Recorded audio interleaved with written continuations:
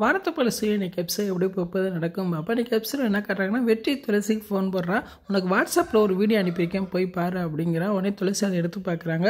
அதில் பார்த்தா சின்ராஸ் சரண தரத்தனை இழுத்துட்டு வந்து பதிக்கிற மாதிரி வீடியோ இருக்குது. இதை பார்த்தோன்னா துளசி அதிர்ச்சியாகிறாங்க. துளசி நினைக்கிறாங்க, இவன் இருக்கிறவரை நாங்கள் நிம்மதியாக வாழ முடியாது, இவனுக்கு ஒரு முடிவு கட்டுறேன் அப்படின்னு நினைக்கிறாங்க. இதுக்காக வெற்றி சொன்ன இடத்துக்கு தனியாக போகிறாங்க. போன இடத்துல வெற்றிக்கும் துளசிக்கும் பெரிய பிரச்சனை நடக்குது. கடைசியில் வெற்றி வந்து துளசி அடிச்சிடுறான். துளசி மயக்கம் போட்டு விழுந்துடுறாங்க.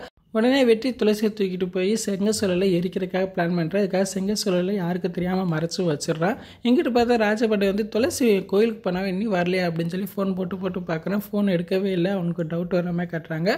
அங்கிட்டு பார்த்தா சின்ராஸும் கௌதமும் பேசிக்கிட்டே போகிறாங்க. அப்போ கௌதம் சொல்கிறான், என் பிள்ளை இல்லாமல் நான் வாழவே முடியாது அப்படின்னு சொல்லிக்கிட்டு இருக்கான். அப்போ சின்ராஸ் சொல்கிறாரு, அதுக்கு ஒரு முடிவு இருக்குங்க அப்படின்னு சொல்லி ஏதோ பிளான் சொல்கிறாரு.